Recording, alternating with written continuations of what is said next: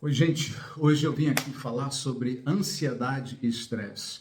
Nessa sociedade acelerada que a gente vive, estresse e ansiedade é um tema assim pesado para muitos de nós, que muitos de nós, se não a grande maioria, tem dificuldades com isso. E vamos falar sobre isso hoje, né? Primeiro, falando um pouquinho sobre os estragos da ansiedade, né? Provérbios 12:25 fala que a ansiedade no coração do homem o deprime ou o abate, né? Então, a primeira característica, o primeiro estrago da ansiedade é esse abatimento, trazendo fraqueza, cansaço, né? A ansiedade é um ladrão de energia, ele rouba a nossa energia, né? Uma outra coisa é que a ansiedade, se aprofundando, ela gera insônia. A gente começa a ter dificuldade de dormir. E por não conseguir dormir, nós ficamos mais ansiosos e, consequentemente, ainda mais cansados, né? Por isso que o final de muitas ansiedades, muitas crises de ansiedade, acabam sendo a depressão ou o burnout, né? Que são coisas que a gente deve evitar assim, ao máximo. Veja, quando ficamos ansiosos, a gente fica com a respiração mais acelerada, a oxigenação do cérebro diminui em função disso, né? A respiração inadequada gera essa baixa oxigenação no cérebro, e isso vem a restringir a nossa capacidade de raciocínio, a nossa inteligência, a nossa lucidez, a clareza de pensamentos, né? A nossa criatividade para encontrar soluções. E esse estado de incapacidade, de limitação, de restrição, né? Acaba nos conduzindo a decisões ruins. E as decisões ruins vão levar a nossa vida para um caminho ruim, né? Para resultados ruins, tá? Adicionalmente, a ansiedade, ela nos gera irritação, né? A gente perde um pouco a empatia com o outro, a gente fica insensível, né? Nossa fala se torna mais áspera, a gente está incomodado, está agitado, não consegue ter ser essa pessoa agradável para as outras, né? Agradável de convivência, tá? Um outro detalhe fundamental: o ansioso não consegue ouvir a voz de Deus. Deus fala, mas ele não ouve. E acha que Deus não está falando, né? Deus não fala mais comigo. Não, a gente não está conseguindo ouvir a voz de Deus, né?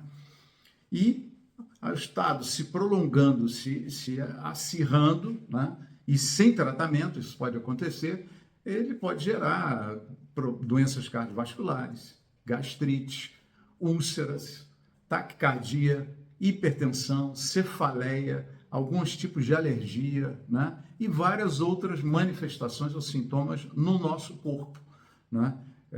Gerados por um excesso de ansiedade. Então, esses são os estragos da ansiedade, tá? A ansiedade tem uma conexão muito forte com o estresse, né? O que é o estresse? Em português é estresse, né? Com dois S, mas a gente usa muito frequentemente a palavra stress, que vem do inglês. Essa palavra foi tirada, tá, da resistência dos materiais, né? Então, quando você estressa um material, você está exercendo uma pressão, uma tensão, ou colocando uma carga sobre ele, né? Forçando ele, e aí você acaba descobrindo qual é a resistência que esse material tem, quanto que ele pode suportar de pressão ou de carga, né, sobre ele. E assim se estuda, é uma parte do estudo da resistência dos materiais, tá? A resistência, então, também foi tirada a resistência nossa ao estresse, a pressões, a cargas, também é um termo tirado analogicamente ou metaforicamente da resistência dos materiais, da engenharia de materiais, tá? Vamos falar então sobre 4 fases do estresse, até para a gente se situar um pouco melhor com esse assunto. A primeira fase é um estado de alerta, né? Eu percebo que estou sob forte pressão ou carga, tá? Quando se trata do ser humano, né, o estado de alerta, ele envolve também aquela sensação de perigo. Eu estou debaixo de uma ameaça, eu estou debaixo de um perigo, eu entro em estado de alerta. O estado de alerta não te permite olhar para uma coisa só, não vou focar num assunto aqui, não. Você fica olhando para tudo ao mesmo tempo. É uma mente em estado acelerado, né? É como se você estivesse numa floresta e você ouve o rugido de um leão, e aí você fica lá, encosta num ponto onde você não pode ser atacado por trás, né? Numa árvore grande, um tronco pesado, você se protege ali, né? E fica olhando para tudo. Você não pode simplesmente olhar para um lugar só, porque o perigo vem de qualquer lugar, né? Então, esse estado de alerta, ele nos induz, né, a um estado seguinte, né, na medida que ele se prolonga, que é um estado de resistência. A capacidade de suportar pressões tem que entrar em ação. Então, num estado de alerta, se eu vi o rugido, se encostou num canto, numa parede, num tronco, e aí você começa a pensar, peraí, ele pode estar vindo de onde? Deixa eu sentir. Eu sentir, perceber de onde vem esse ruído, né? E você começa a pensar quais são as alternativas de fuga.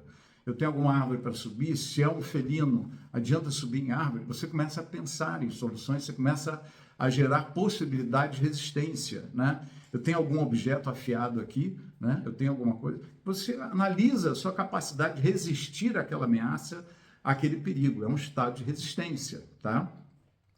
Terceiro estado do estresse, a terceira fase, é um estado de cansaço extremo, tá? Porque esse tempo de alerta e de resistência foi se prolongando, e eu começo a ficar cansado.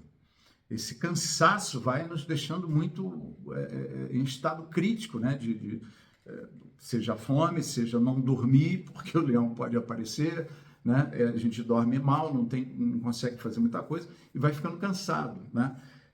Quando se trata de ser humano, né, de um material, o material vai se desgastando, ele entra na fase de desgaste, né, ele vai ficando cansado e pronto para romper, chegou o limite, vai romper, né? E a mesma coisa se refere a nós. Quando há um aumento de ansiedade junto com esse momento, ele vai gerar mais abatimento e mais fraqueza. Então a situação já é delicada. Mas você fica ansioso, você fica angustiado, você vai gerar mais fraqueza, mais cansaço, né? Mais abatimento. E a quarta etapa é da exaustão. Exaustão é quando o material rompe, o material quebrou. Exaustão é quando a gente não aguenta a pressão prolongada, não aguenta aquela barra, não suporta e rompe, né? Quando a gente rompe, vai romper com aqueles estados mais críticos, né, que a gente viu dos estragos da ansiedade. Daí já não é mais dormir mal, já estamos falando de depressão, burnout, um infarto, né, problemas mais graves já ocorrendo com a gente, né, a pessoa começa a ter surtos, né, pode sair, a mente não aguenta, não suporta, fiquei doido, pronto, né, não é uma coisa consciente, é algo inconsciente, mas são surtos, né, e sinais de rompimento. A gente rompeu, não aguentou. O corpo não aguentou, a alma não aguentou, a mente não aguentou, as emoções, e houve esse rompimento. Tá? Então, nesse estado de alerta, né, uma coisa interessante, você gera um aumento muito grande de cortisol e adrenalina no cérebro. Né? Esses elementos, esses hormônios, o que eles fazem? Eles restringem o fluxo sanguíneo, ele provoca constricção nos vasos sanguíneos, né?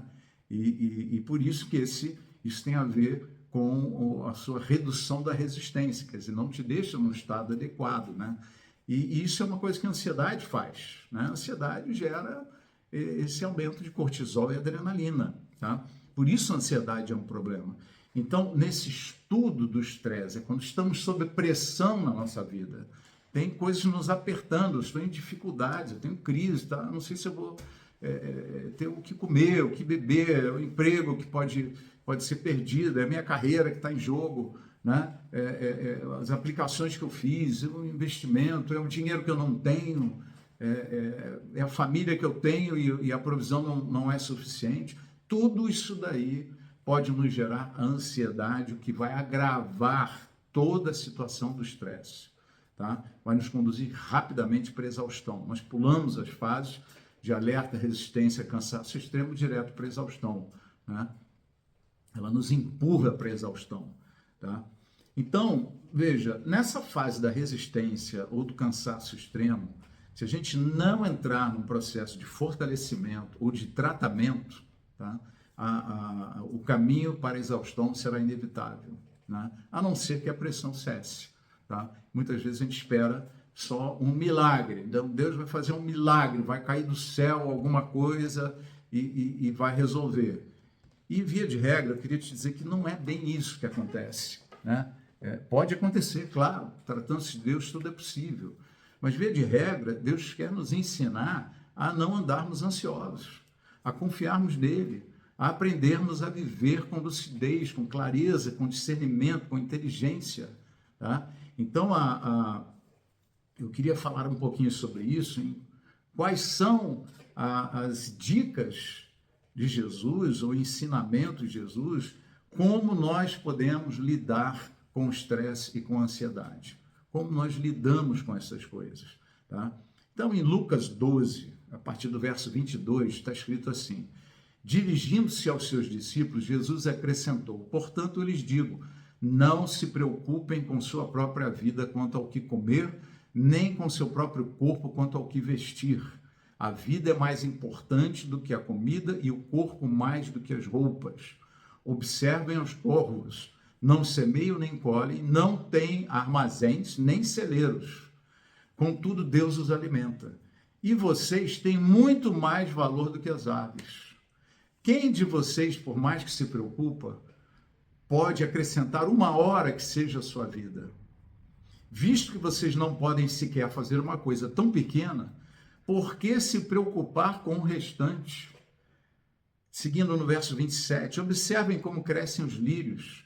Não trabalham nem tecem. Contudo, eu lhes digo que nem Salomão, em todo o seu esplendor, vestiu-se como um deles. Se Deus veste assim a erva do campo, que hoje existe e amanhã é lançada ao fogo, quanto mais vestirá vocês, homens de pequena fé. Não busquem ansiosamente o que comer ou beber. Não se preocupem com isso, pois o mundo pagão é que corre atrás dessas coisas. Mas o Pai sabe que vocês precisam delas. Busquem, pois, o reino de Deus em primeiro lugar, e estas coisas lhes serão acrescentadas. Então vamos absorver um pouco desse texto, porque ele pode nos trazer muita, mas muita qualidade de vida mesmo, tá? Então, qual é o tratamento de Jesus para a ansiedade? Em primeiro lugar, definir prioridades. O que você vai fazer? Às vezes, nesse mundo acelerado, a gente tem que fazer isso, aquilo outro, tal, não vai dar tempo, tal. Defina prioridades. Então, ele deixa muito claro aqui, ó, buscar em primeiro o reino de Deus. Buscar em primeiro, isso é estabelecer uma prioridade, né? O que é mais importante, é extremamente ligado a definir prioridades, né? Então, no texto que nós lemos, ele vai falar lá, não se preocupe com a sua própria vida e tal. A vida é mais importante que a comida. O que é mais importante, a vida ou a comida? É a vida. Então, se preocupe com a vida, não com a comida. Viva bem, viva com qualidade, né? E o corpo mais do que as roupas. Eu não sei o que eu vou vestir, então não guarda o teu corpo. Procura dormir bem, procure se alimentar adequadamente. Tá? Não coma besteira, não estraga o teu corpo, não entra em furada, né? Guarda, se proteja. A vida é mais importante que a comida e o corpo mais importante do que as roupas, né? Então ele dá esse primeiro toque, defina prioridades. Depois a gente vai entrar um pouquinho nessa questão de confiar em Deus, né? Que obviamente é um fundamento básico, né? Mas a segunda coisa é, faça uma coisa de cada vez, cresça passo a passo, né? Ele fala, você não vai dar conta de coisas tão pequenas, por que se preocupar com o restante? Você não vai conseguir aumentar, mudar esse tempo de vida ou coisa, sabe? Você pode enriquecer, botar seguro daqui, de lá, mas uma hora você vai morrer e você não tem domínio sobre isso. Você se protege, se guarda numa fortaleza e cai um avião em cima da tua casa, né? Você não tem como controlar, você está todo protegido, você até sistema antiaéreo, né? Mas você vai lá e tem um infarto. Então você não tem como controlar essas coisas, tá? E nesse sentido, Davi disse assim, falando sobre o controle e a gestão da ansiedade: eu não coloquei coisas grandes demais para mim nos meus sonhos. Coisas grandes demais, sabe? Alvos grandes demais geram ansiedade, e a ansiedade destrói. Então, veja, cresça passo a passo, Qual é o alvo para essa semana? Para o dia de hoje? Para daqui a um mês? O que eu pretendo alcançar? E na medida que você for crescendo e alcançando, estabeleça alvos maiores. Mas não coloca alvos grandes demais que só vão te gerar ansiedade. Ou você não leva eles a sério e não trabalha na direção deles, ou você vai ficar, né, ansioso, angustiado, porque não conseguiu chegar lá. Não, cresça passo a passo. Defina prioridades, cresça passo a passo. Com prioridades claras, você pode ter uma agenda bem organizada. A agenda bem organizada reduz a ansiedade. Tá? Então, você está lá à noite, o que eu vou fazer amanhã? O que é importante, que eu tenho que fazer essa semana, isso, organiza. Então, amanhã, o que vai dar para fazer são essas 2, 3 tarefas aqui, são as mais importantes.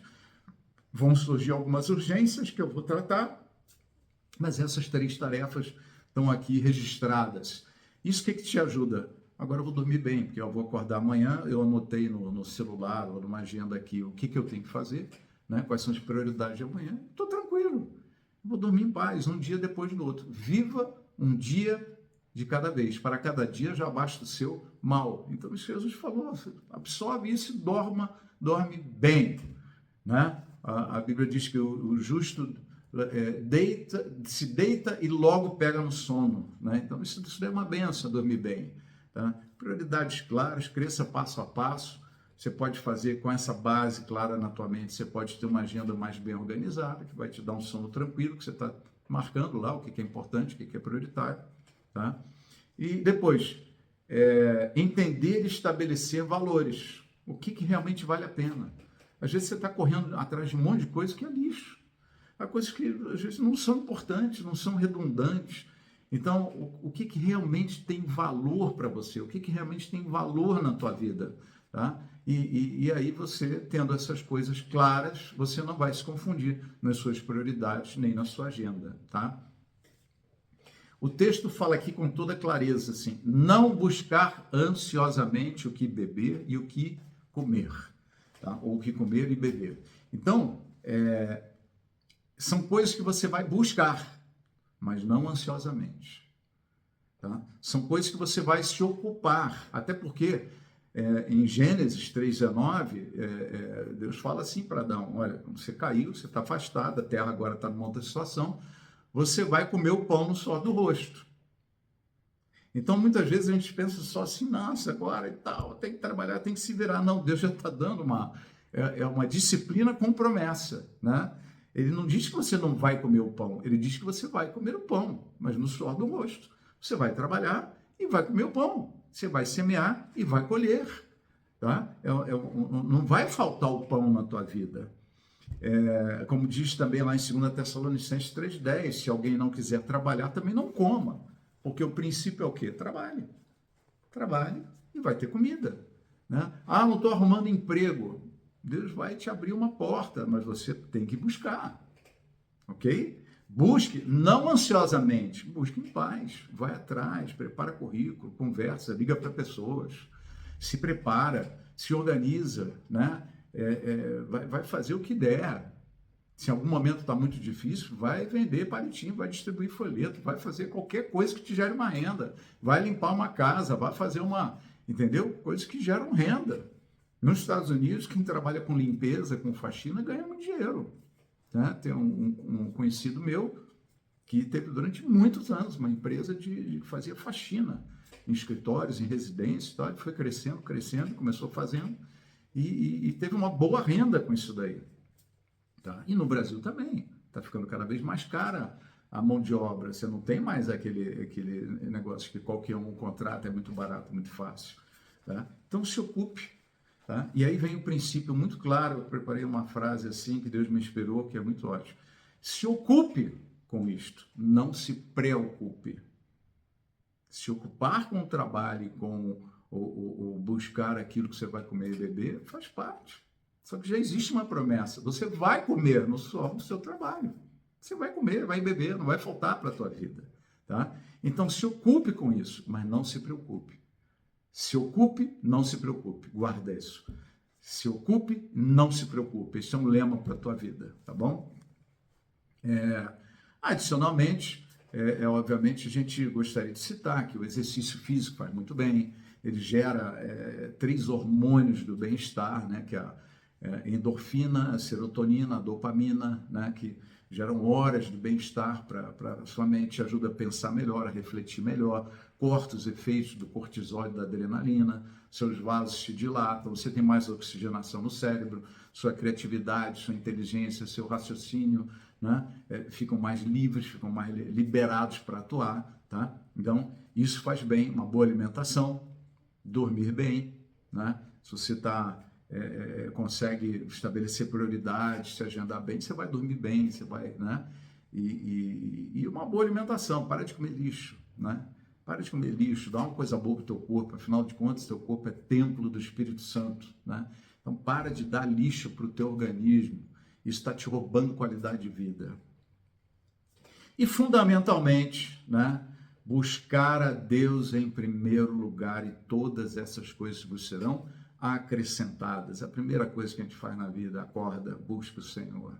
Vai dormir, faz um balanço do que foi o teu dia com Deus, coisas que você deveria fazer diferente, poderia ter feito diferente, né? Se a situação acontecer de novo, você vai agir diferente, porque você meditou, você refletiu, você pensou em outra alternativa para a resposta ruim que você deu, a postura ruim que você teve, né? Ele é provedor e cuidador na minha vida, na sua vida, nas nossas vidas, tá? Saber quem você é diante dele, que você tem valor diante de Deus, como disse esses textos aqui para nós, né? Nós temos valor, né? Reduzem muito a nossa ansiedade. Eu sei quem eu sou diante de Deus, eu sei quem você é diante de Deus. Você sabe, lá no íntimo do seu ser, quem você é diante de Deus, que o Espírito Santo está dentro de você. E o Espírito Santo clama Abba, que quer dizer Pai, né? Essa identidade, você é filho de Deus, guardado por Ele, destinado à salvação, porque você entregou a sua vida a Ele, confia nele, né? Então, lutas e trabalho fazem parte da vida cristã, fazem parte da vida normal.